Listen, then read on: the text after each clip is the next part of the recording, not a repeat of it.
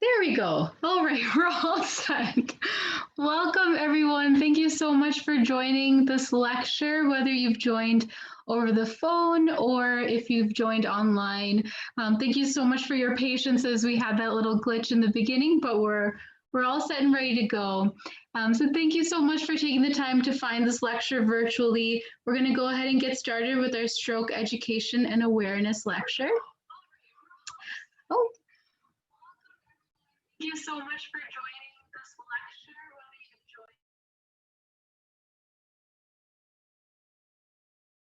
joined. All right, there we go. So first and foremost, I'm Jasmine Chandy. I'm a program coordinator with Rush Generations. And we are going to start off with just looking at the agenda for the day, and then we're going to introduce our great speaker for the day.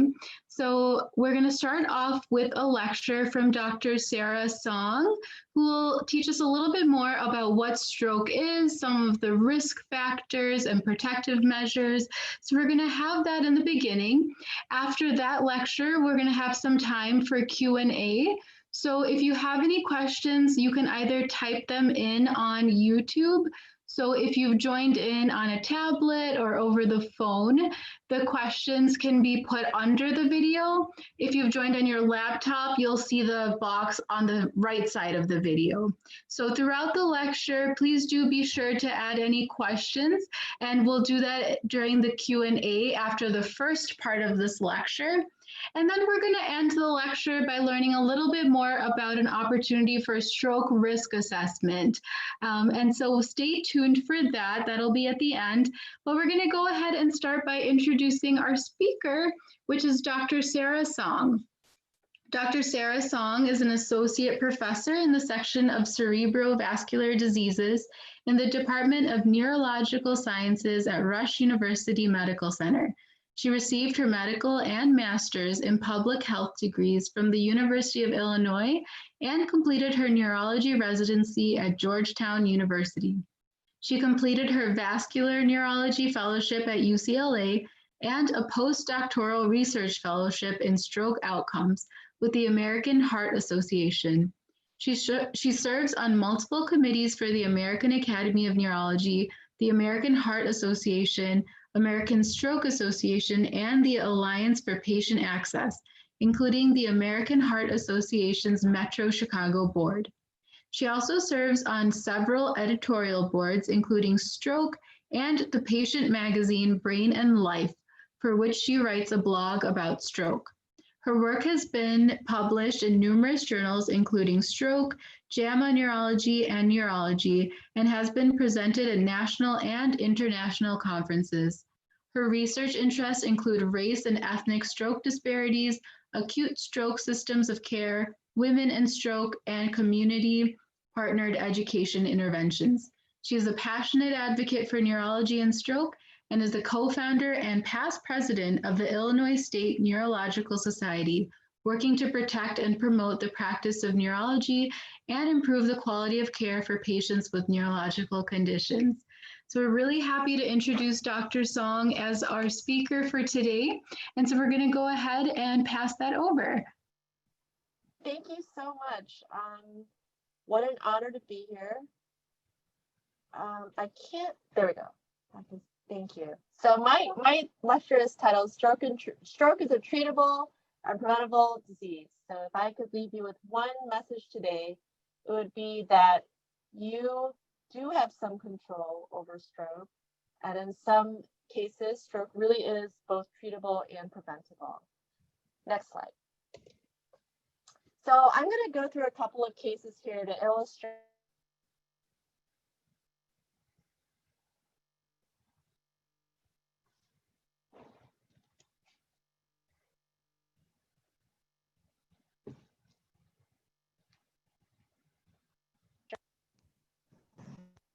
Hear me? Sorry about that. I think maybe it wasn't. Yes, there we go. We can hear you now. Okay.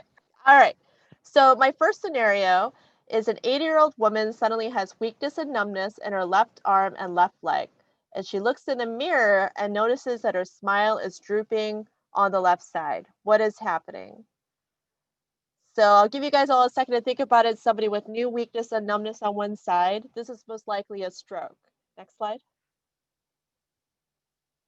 Next slide. So most likely she's suffering a stroke. So what should she do? She should call 911 immediately. And if we were to delineate what the different stroke symptoms were that she had, is she had arm weakness on one side, leg weakness on one side, facial droop on one side, and numbness on one side. Okay, so what is a stroke? A stroke is a blockage or a breakage of a blood vessel in our brain. So we can talk about our strokes as being a blood clot stroke or a blood burst stroke. In this talk today, I'm going to be focusing on blockages of blood vessels in the brain. Next.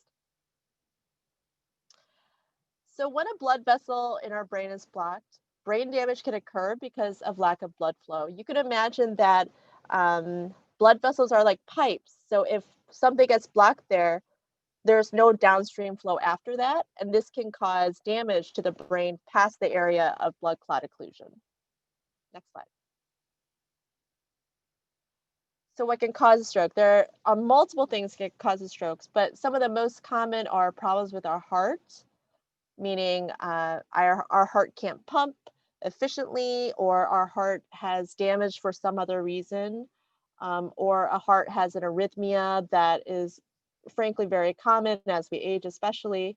It could be a problem with our blood. Maybe our blood is too thick, or our blood is thick for reasons from infection or genetic causes. And it could be a problem with our blood vessel. One of the most common causes is something called atherosclerosis, which is a buildup of cholesterol in our blood vessels. Next slide. Atherosclerosis, it can occur anywhere. So you might have heard people talk about heart attacks, which were caused by blockages in blood vessels in their heart. Well, you can imagine that blood vessels run all up and down our brain, down to our bodies. It's the same blood vessels. So if you have damage in your heart, it may very well be that you have damage to the blood vessels in your head and your neck. So some of the most important causes of atherosclerosis, like I mentioned, are cholesterol buildup in the blood, high blood pressure, smoking, and diabetes can also contribute. Next slide. So it can cause heart attacks and strokes by blocking those vessels. It can also cause narrowing in our neck vessels called carotid stenosis. You may have heard of this before, where people have narrowing in the blood vessels right here, where they branch off coming from our heart. And this is a very common cause of stroke. Next slide. So when we talk about these risk factors for stroke, it's important to mention that some things we can prevent and some things we can't prevent because they're intrinsic to us. So some of those, what we call non-modifiable stroke risk factors, are things like age. So our risk of stroke doubles for each decade after 55. Gender, so men have a 50% higher risk than women do. Race and ethnicity, it's known that minorities do have a higher risk of stroke than Caucasians. And genetics, so if you have a first degree relative who's had a stroke, you may be more likely to have a stroke yourself. Next. But there are some things that we do have some control over. So high blood pressure, hypertension as it's called, diabetes or problems with our sugars, smoking cigarettes. I don't think you'll find a doctor out there who will say that cigarette smoking is healthy. High cholesterol, obesity, coronary artery disease, which cause heart attacks, which are the atherosclerosis in the blood vessels of the heart, and other heart problems, including irregular heart rhythms, something very common called atrial fibrillation, or congestive heart failure. Next slide. So let's go through a second case. A 75-year-old woman is at the store with her friend when suddenly she begins speaking nonsense and her mouth appears to be drooping on one side. When her friend asks her if anything is wrong, the woman does not seem to understand the question. What could be happening to her?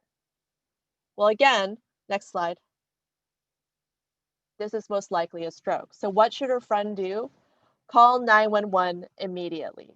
So her stroke symptoms were difficulty understanding her friend, garbled speech, and facial droop. Next slide. And just to review the symptoms, and we're going to go through this with each case. So these are the different stroke symptoms that we've seen so far in our 2 cases. Arm weakness on one side, leg weakness on one side, facial droop on one side, numbness on one side, and we add to that other potential stroke symptoms are difficulty understanding and trouble getting the words out or garbled speech. Next slide. Scenario 3, while relaxing on the beach, a 72-year-old man notices that half of his vision appears to be missing. All he sees is black on the right side. So if you can imagine, this picture is actually what somebody with a stroke might see, which is that the vision on one side, if he were to close the right eye or close the left eye, the vision on one side of what we call the visual field is dark or missing. Next slide. So most likely this person is suffering a stroke and they should call 911 immediately. And his stroke symptoms are loss of vision on one side. Next slide. So again, we're just going to go through this again every single time because I want you guys to really start to remember this right off the bat. Arm weakness, leg weakness, facial droop, numbness, all on one side. So difficulty understanding, garbled speech, and loss of vision on one side. Next slide. A fourth scenario is that an 85-year-old man is walking out of church when suddenly he feels dizzy. I cannot walk straight. He sits down and is unable to stand or walk without help.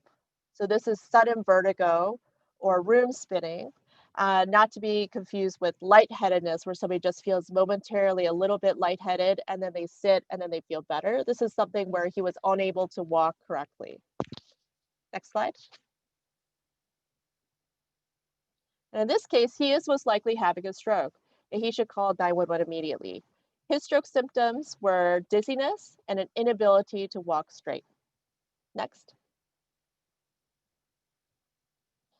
So again, arm weakness or leg weakness on one side, facial droop, numbness on one side, difficulty understanding, garbled speech, loss of vision on one side, dizziness or room spinning or vertigo, and an inability to walk straight.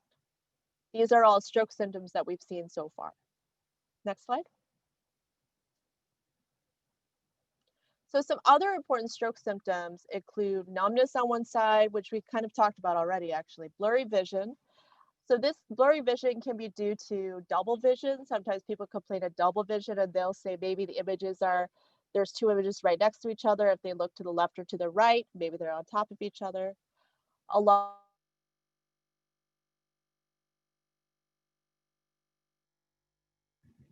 Dr. Song, it looks like you muted again. Dr. Song, it looks like you muted again. So again, I was saying loss of coordination, something like being able to open a door or open a juice bottle, something like that. Loss of memory, so sudden loss of memory, and a severe headache for no reason, meaning there's not another reason why you would have a headache. Next slide.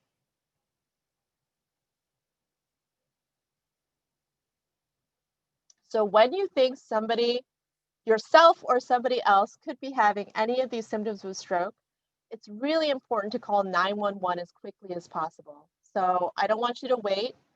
I don't want you to say, do you really think this is maybe a stroke symptoms? Oh, the arm's weak, but it's not that weak.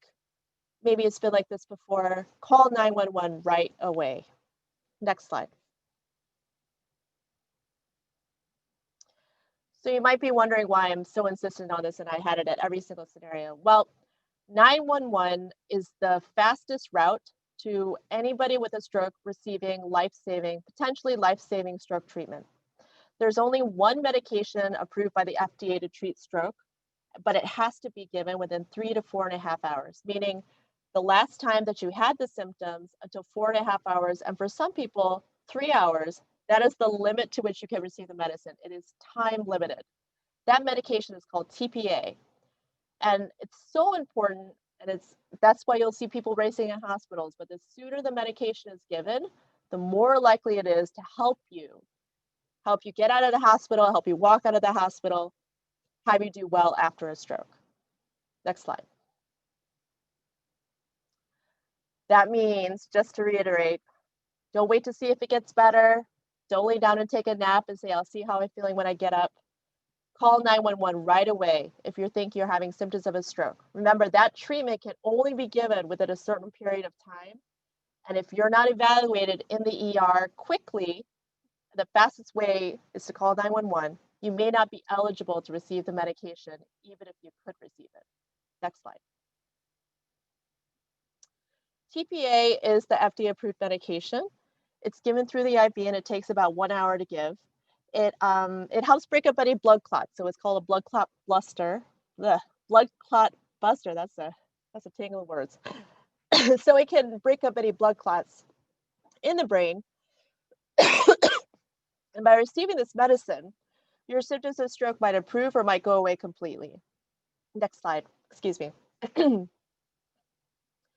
So again, it can be given up to 4.5 hours, but in some cases, it can only be given up to 3 hours. So that gives you an even shorter time window. And not everybody who comes to the ER will qualify to receive the medicine. So it helps to be seen and evaluated by emergency staff as quickly as possible. So call 911 right away. Next. So you might ask, why is it so important that someone with possible stroke call 911 and go to the hospital right away? I think that we can all answer this question more than adequately now. Next. Because TPA can only be given within 3 hours to most seniors, but up to 4.5 hours. And the quicker that you can receive the medicine, the more likely it is to work. Next slide.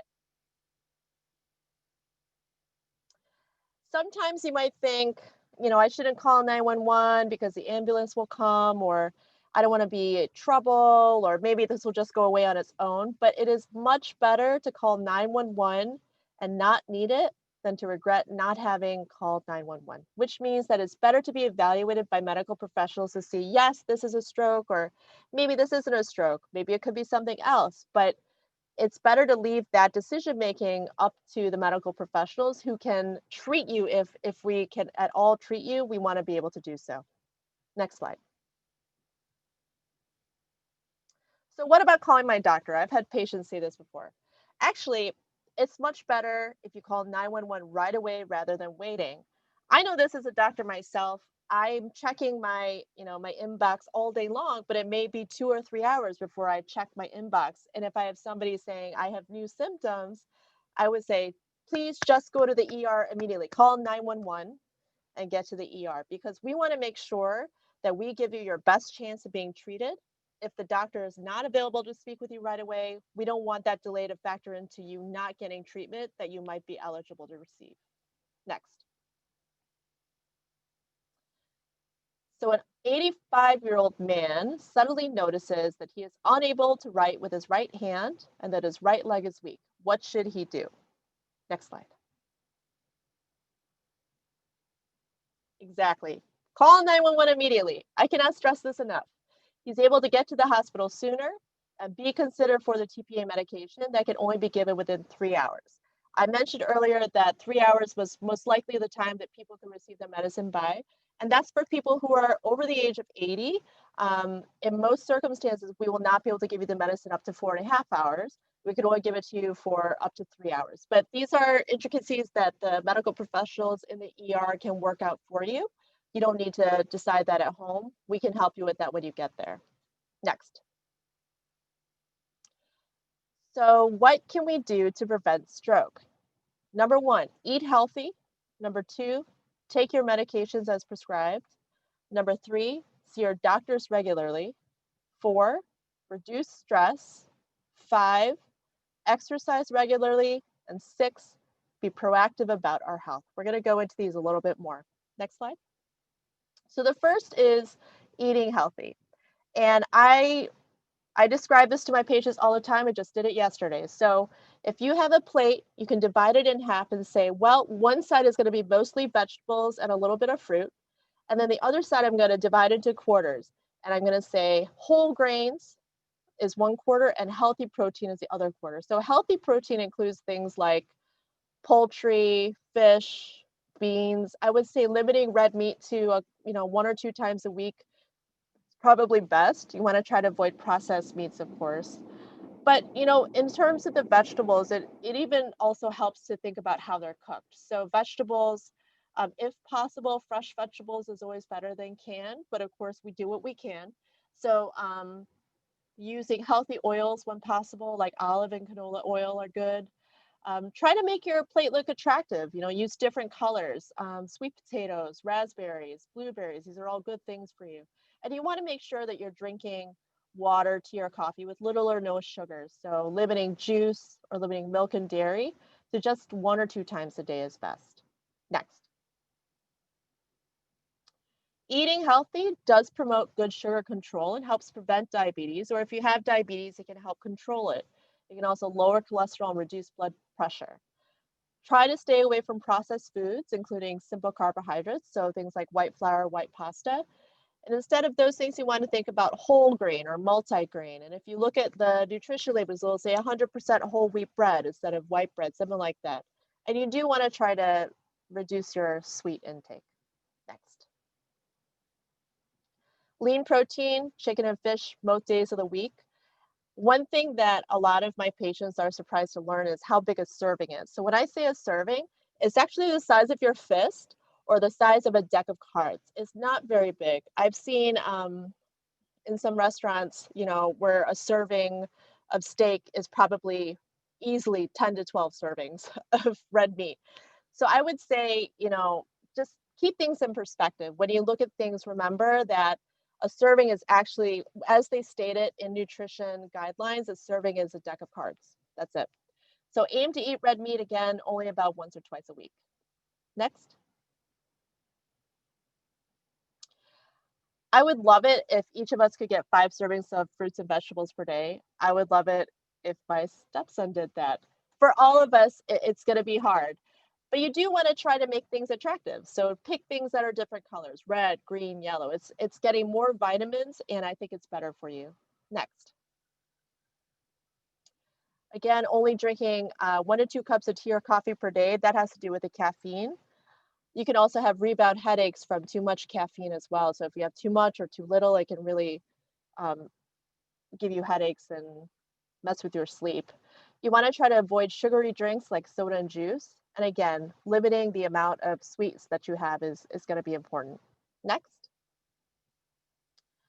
A low sodium diet can help to control high blood pressure. So some of the things I suggest is using herbs or spices that are salt-free to try to make your food taste better.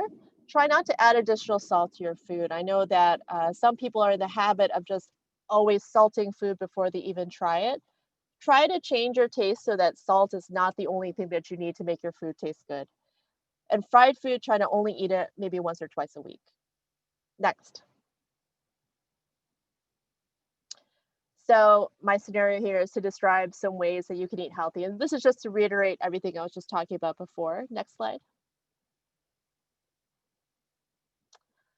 Exercise. So it's not only good for our brain and our heart, but it's also good for our mood because exercise has been proven to increase what we call endorphins or happy chemicals in our body, natural happy chemicals in our body. Next slide. You should aim to exercise at least 30 to 45 minutes, at least 5 times a week. This has actually gone up a little bit. So if you could do it 7 times a week, even better.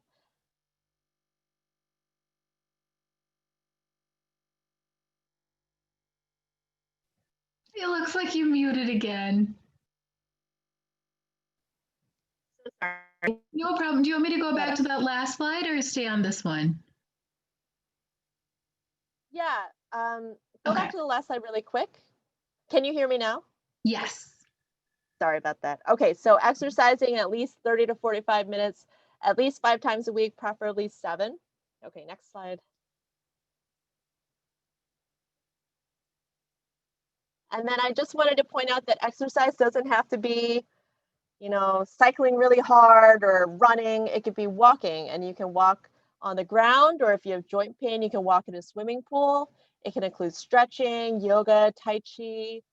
Of course, you can do aerobics or any other cardiovascular exercise. Just do something that moves your body and raises your heart rate. And to make it easy, try exercising with a friend or with groups of friends that you can encourage to talk to each other. in these difficult sort of, COVID times, even checking in with friends to make sure that they worked out that day, saying, hey, I exercised, I walked for an hour. What did you do today? All these things can help you. Next. So how much exercise should you do every day? 30 to 45 minutes, 5, preferably 7 days a week. Next.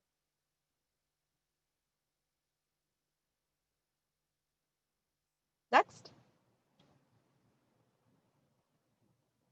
All right. 3, see your doctor. It is really important to have a good, open relationship with your doctor. Doctors need to monitor you with blood tests at least once a year to check your cholesterol, kidney function, blood levels, and sugar levels. Next. You want to make sure that you're comfortable about speaking to your doctor about all your problems, and your doctor really can't help you unless you talk to them. So let's say that you've been having chest pain on and off, and you kind of don't want to bring it up because you're worried about what the consequences of saying such a thing might be. But your doctor can help you navigate what tests need to be done, what the next best step is, and that really shouldn't be your burden alone. That should be the burden that you share with your doctor so they can help you get the treatment that you need. Next step. Reduce stress. Sometimes when we get angry, our blood pressure rises higher. So I'd say everybody has different ways to de-stress. The best thing to do, for me at least, is to take a couple of deep breaths to calm down.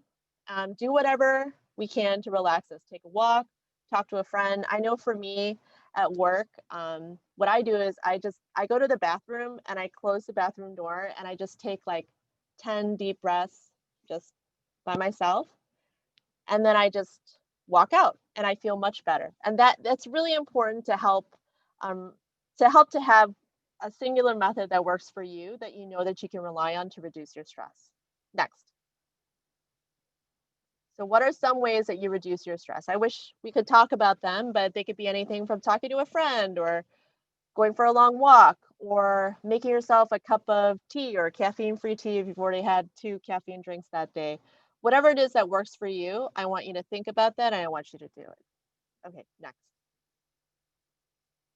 5, be proactive about your health. So I would recommend that if you don't already do this, that you do it, and you do it soon, is to carry a list of medical conditions that you have and medications that you take, and you put it in your wallet or your purse or whatever you carry with you every day.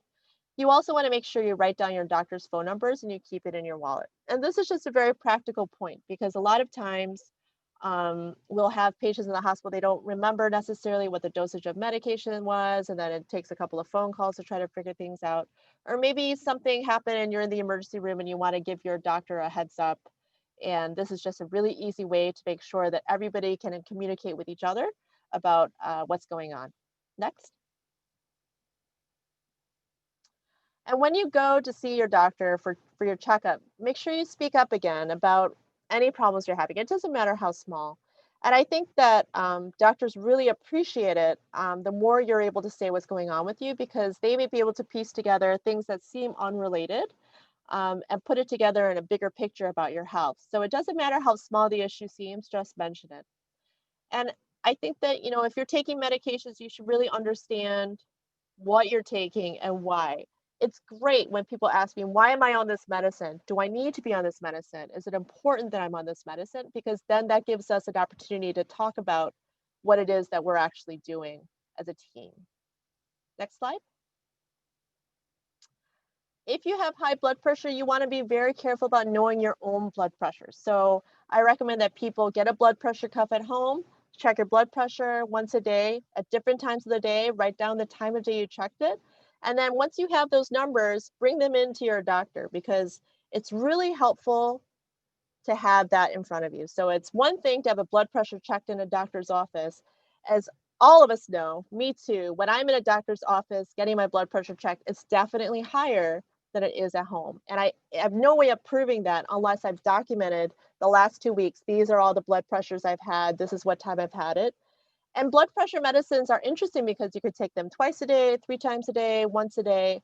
And depending on when you're having your high blood pressure, your doctor may make adjustments to how you take your medicine. So I think that it's a really practical point. If you have high blood pressure, you just want to make sure you know what your numbers are. Next. Again, and if you don't have your own blood pressure cuff, this is a little less COVID, but you could go to the grocery store or the pharmacy and use their blood pressure cuff. And at least that way you have something to show your doctor. That's not just a single data point, but it's multiple data points over a period of time. Next. Goal blood pressure for everyone is 120/80. Remember that. So it used to be higher. It used to be 130/90, but the most latest recommendations are 120/80. And that is the treatment point that we all aim to get to. So if your blood pressure is higher than that, then your medications will likely have to be adjusted. Next. So what's the goal blood pressure for everyone? 120/80. Next. If it's higher, you would need to be on blood pressure medication. Next.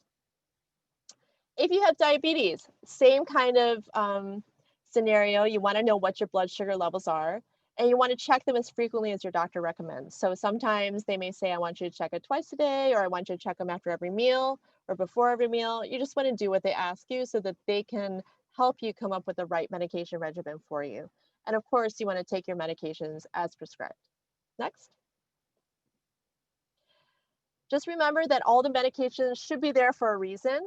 If you don't like a medication that you're on because of side effects or something else, I would just ask that you tell your doctor that you don't like the medication and let them help you get off of it and onto a new one. There may be a different medicine that works better for you for whatever reason that they can recommend. Sometimes stopping medications just suddenly can lead to bad results and can be dangerous. So I recommend that you always talk to your doctor first before stopping a medication on your own.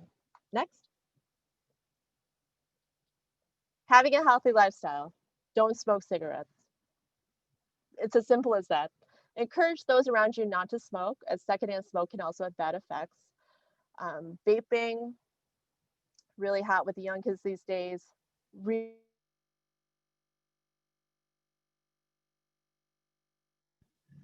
You just muted again, right when you were talking about vaping.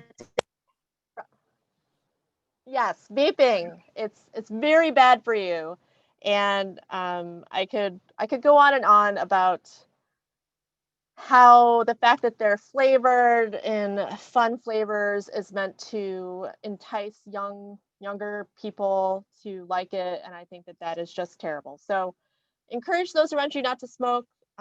Encourage your friends, everybody, no smoking. Next. And you want to limit the amount of alcohol you drink, generally 1 to 2 drinks a day at most. Next.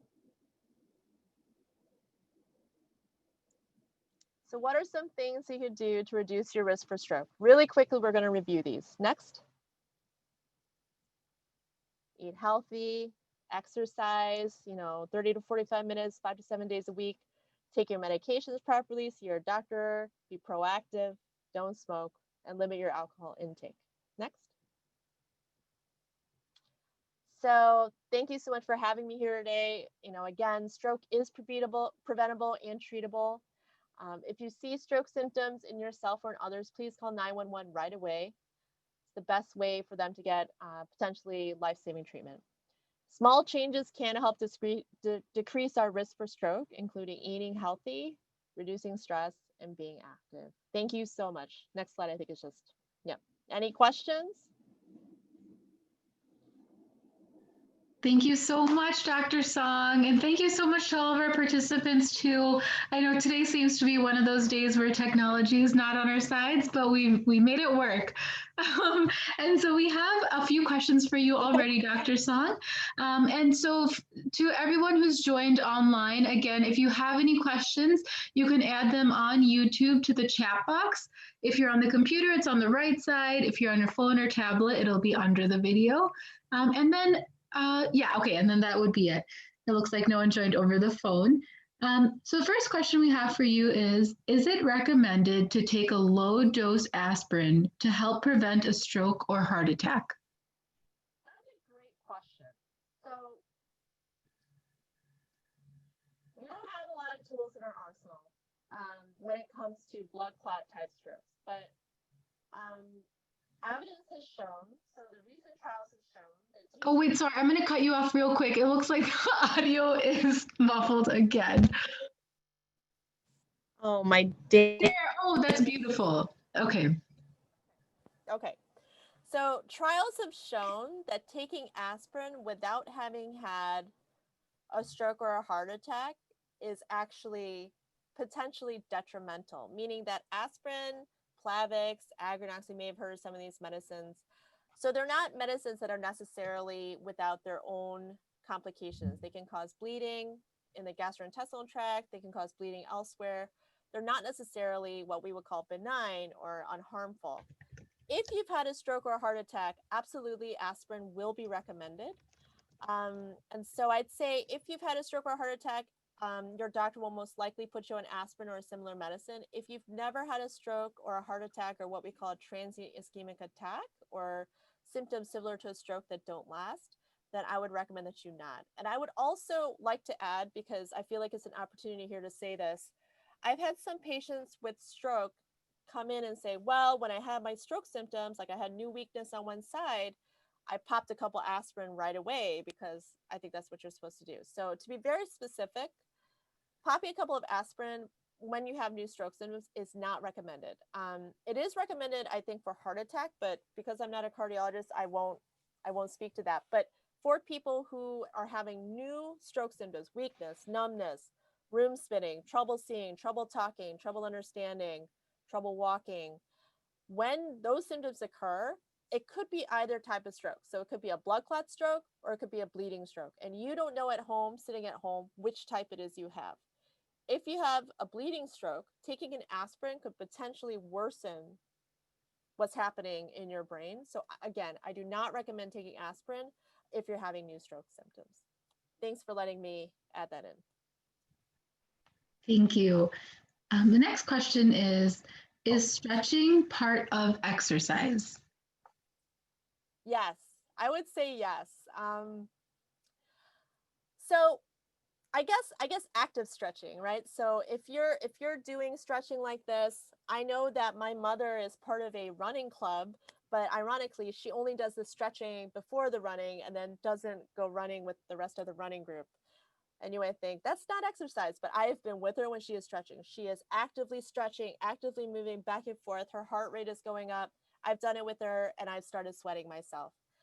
There are also a lot of people who are limited by their physical mobility. I have stroke patients who are weak on one side, so they really can't get up and walk around or run or swim or things like that. So I say for them, moving their body, doing anything you can to get that heart rate is considered exercise. Great. And the next question, I have survived one acute stroke. Any extra precautions? I'm doing everything you've mentioned.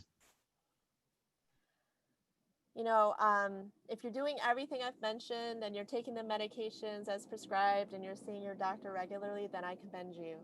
And I think that you're doing everything you can. Honestly, it's difficult with stroke because it's difficult with any illness or any condition or any disease because we can never really truly bring the risk to zero, right? But we do everything in our power to get you as close to zero as we can of preventing that next stroke. Having had a stroke is an independent risk factor for having another stroke. That is a fact. But again, if you're working with your doctor and you're doing everything that's recommended, you're doing everything you can to reduce your risk as much as possible. All right. And the next question, how can you distinguish between arm pain and a stroke? So pain is not usually associated with stroke. The classic sort of left arm pain is associated with heart attack, of course, but pain itself is not necessarily a stroke. Weakness, painless weakness, is typically a sign of stroke. Numbness is a sign of stroke. It's not usually what we call a positive phenomenon in most cases. It's a negative phenomenon, meaning something's missing or something doesn't work like it should or correctly. Okay, and then just a couple more questions here. Why is stroke more common in older adults? As we age, you know, our vessels just get harder. It's a function of age. Our vessels just get harder, and this is due to not only chronic risk factors like high cholesterol or, you know, high blood pressure, but also just for the mere fact that things just get stiffer over time, and our blood vessels also get stiffer over time, and our heart gets less efficient with time. And that's why things like atrial fibrillation, which is a rhythm problem, is more common in older people. Actually, interesting fact, women are, as we age, more likely to have stroke than men because women live longer than men. And as a subsequent result, women have more atrial fibrillation when they're older. So it is what it is. It's the same thing with men having more strokes than women at a younger age, things like that. It's just one of those things that happens as a function of being human.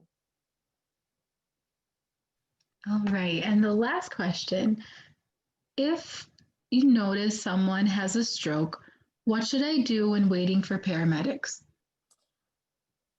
That's a really good question. I would make sure that they're safe, meaning if they're slumped, making sure that they're stable, they're not going to fall. If they're already on the ground, I would say if it looks like they're in danger of choking on themselves, I would turn them over on their side. If you know CPR and they don't appear to be breathing, certainly CPR would be appropriate.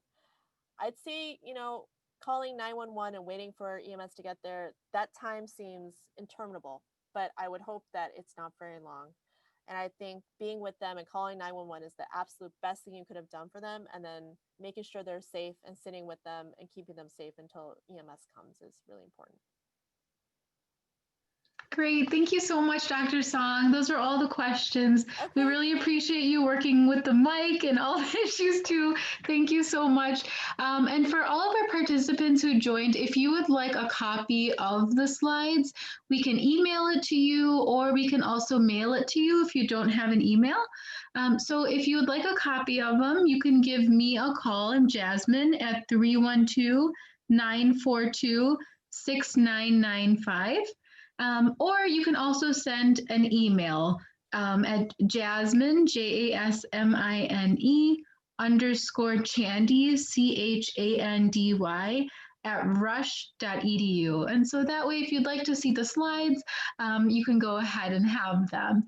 And so now we're going to go ahead and switch gears over to learn a little bit more about the stroke risk assessment.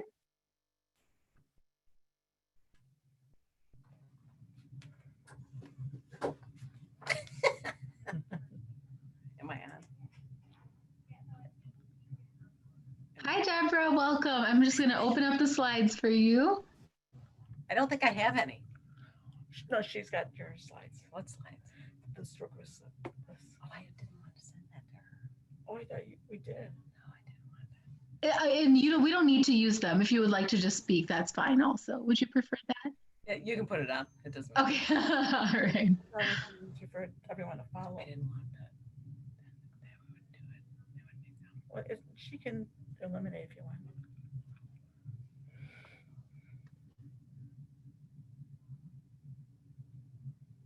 Would you like this up, or I can just leave the title page? Let me know your preference. You can leave the stroke risk factor up. Okay. All right. Am I on? Yes. Hi, everybody. I'm Deb Lynch. I'm the stroke coordinator here at Rush University Medical Center. I've been here for 5 years, working with our program and the community at large, as well as seeing patients on an outpatient setting, primarily looking at stroke risk factors, mostly for patients who have had a stroke and are being seen in the clinic afterwards. But 90% of the time that I spend with patients, it's talking about risk factors. So we're offering to you all and friends that you may have that are interested in really discussing your own personal risk factors, we're offering you a one-to-one consultation, and Jasmine will go into more detail after I'm done explaining it. But it's really talking about several of the risk factors that Dr. Song was talking about. She was talking about ways to prevent stroke we're going to be talking about the actual risk factor itself, like high blood pressure, heart dysrhythmia, or irregular heart rhythm. The most common is atrial fibrillation. To recognize what diabetes has to do with stroke, and if you have known diabetes, how that really impacts your risk for stroke.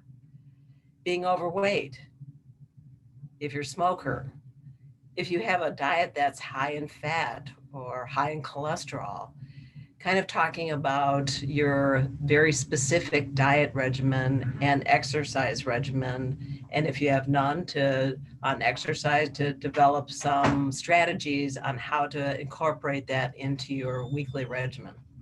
Also, family history of stroke and any use of recreational drugs.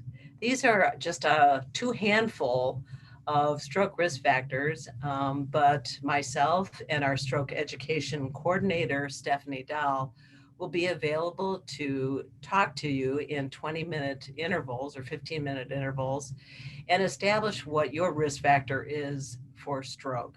We won't tell you like a specific, you are 50% at risk for having a stroke, but more on these are risk factors and these are ways to reduce yours, and again, on an individualized format.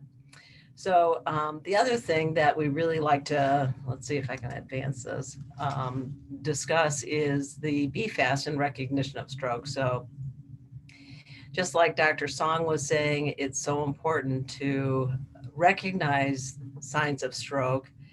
And I think for most of us, when you think of a person having a stroke, it's the vision in mind is somebody that maybe not be able to speak, or someone that can't move, someone that may have fallen down and isn't moving one side. But oftentimes it's the subtleties that are missed. And when they're missed, then time marches on, and then you're outside of this precious time frame for when you can actually get advanced therapy for an acute stroke. So really talking about some of the subtleties, we use BFAST, you may have heard of that, or more commonly FAST for facial droop, arm or leg weakness on one side, speech or language difficulty, and then T is for timing.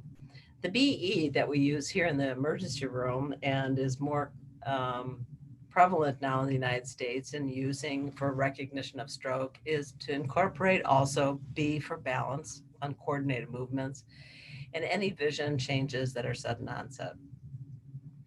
So I'm putting a plug in here for you guys. I would look forward to talking to each and every one of you on a personalized phone call. And I'll turn it over to Jasmine so she can give you more information on the date and time that we will be offering this opportunity.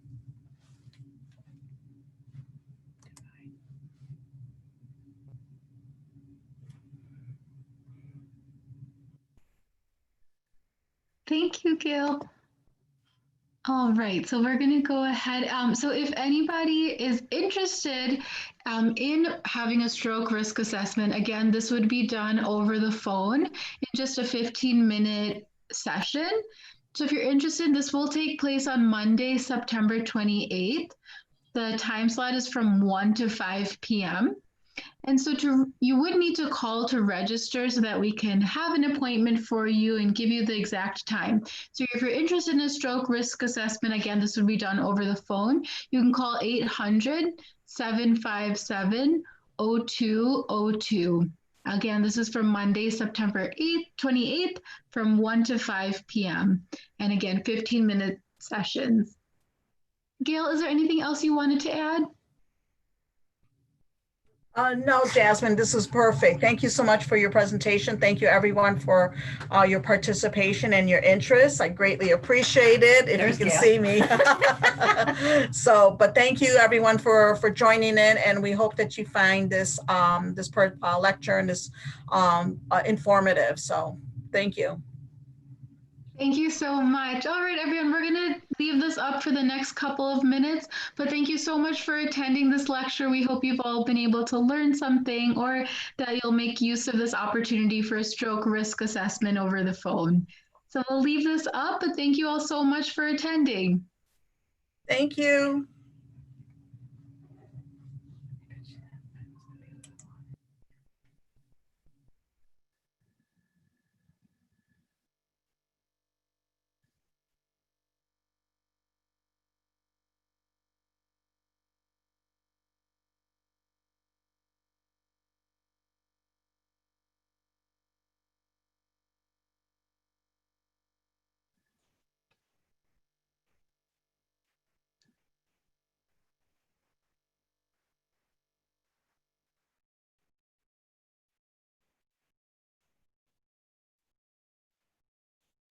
All right, and just a reminder also that Rush Generations, we're here for you throughout this time of social distancing. And so we have been able to move our programs virtually. So we have many different programs available for you either over the phone or online. So if you're interested in joining a fitness class or learning at another lecture, joining a support group, or even joining a workshop to help manage chronic conditions. There are many opportunities, or if you're simply feeling lonely or would like to be connected, please do give us a call. The number is 800-757-0202. Also, if you're interested in signing up for that stroke risk assessment over the phone, you can call that same number. That's our toll-free number at 800-757-0202. Also, another online option is to sign up for our e-newsletter. So this is a great opportunity to receive an email on all of our upcoming events. So if you're interested in this, you can type into a web browser and type in bit.ly/Rush Generations. So that's bit.ly/RUSH_GENERATIONS.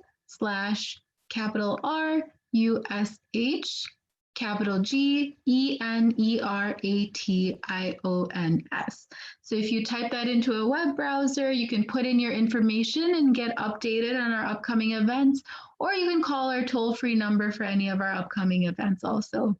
Thank you all so much for joining, and we look forward to seeing you at the next lecture.